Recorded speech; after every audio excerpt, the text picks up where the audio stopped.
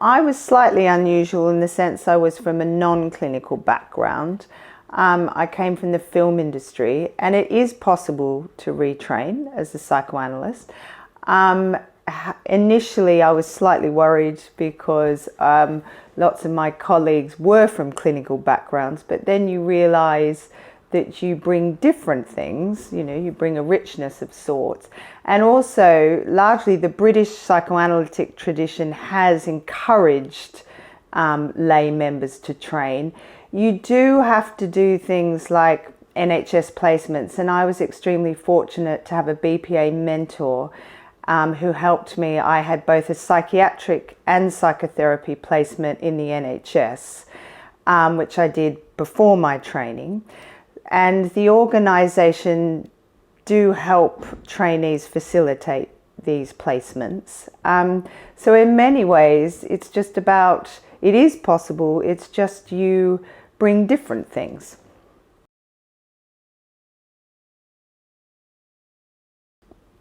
To be honest, having a full-time job and doing a psychoanalytic training is a very high workload, especially when you have towards the latter part of the training, when you have 2 training patients in 4 times analysis, you're in yourself 4 to 5 times weekly analysis.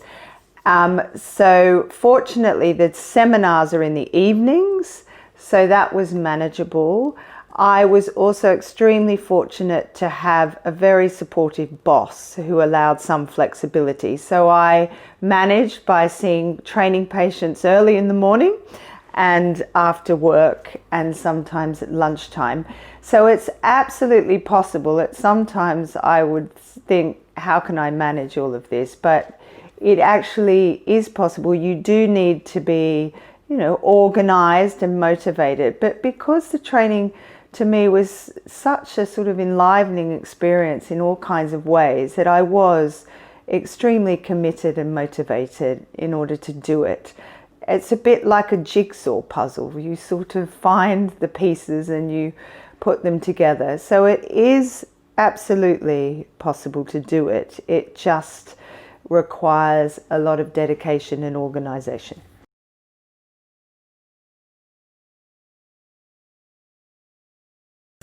Our seminar leaders were really inspiring world-class minds and professionals in the field of psychoanalysis. So the first year, I suppose, I always remember our first year reading Freud very, very, it's never left me really. And then we went on to do Klein, and then we went on to do Bion and object relations. So I suppose as the theory went on, I would say I developed an interest in the sort of object relations independent school.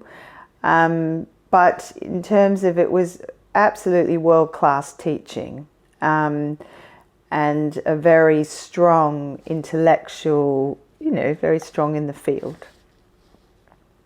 And in terms of other candidates, it's such a sort of solidifying experience in a way. Well, solidarity, because the training is such a sort of intense experience. So I have formed lifelong friendships with some of the fellow candidates I trained with.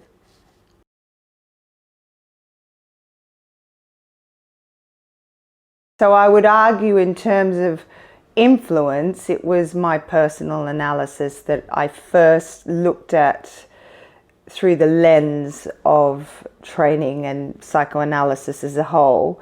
So I didn't really specialize in anything in particular.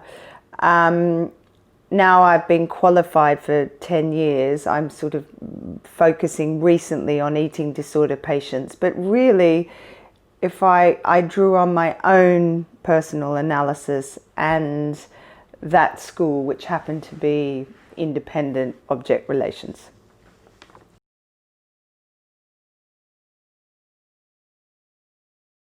Yes, we had very personal feedback from real experts in the field, and we had a sort of, training advisor, and we had 6 monthly reports advisors. So you were always very much could have someone always to help you develop and grow. And that was a very absolute excellent. So yes, it was, and they very much would give you feedback, you know, of areas that they felt you needed to develop in, areas that you were doing well in.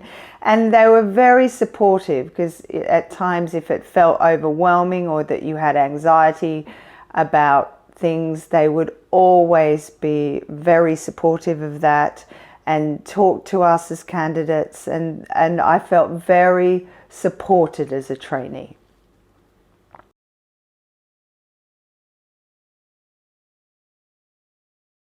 Well, I suppose it's hard.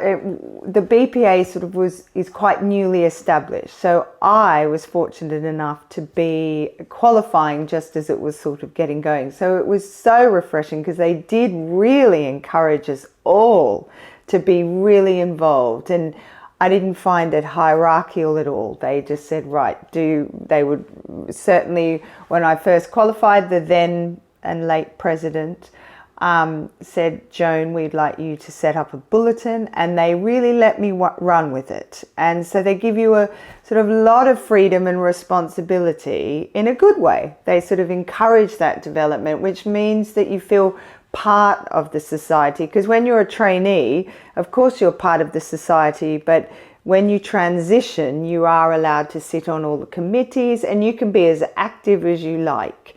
And it's very important for our society to all be active members. So I really found that them to be very encouraging. And if you ever have any ideas of what you might like to develop, or an area of particular interest, you know, you go to the board and you present that to the board, and they're very encouraging.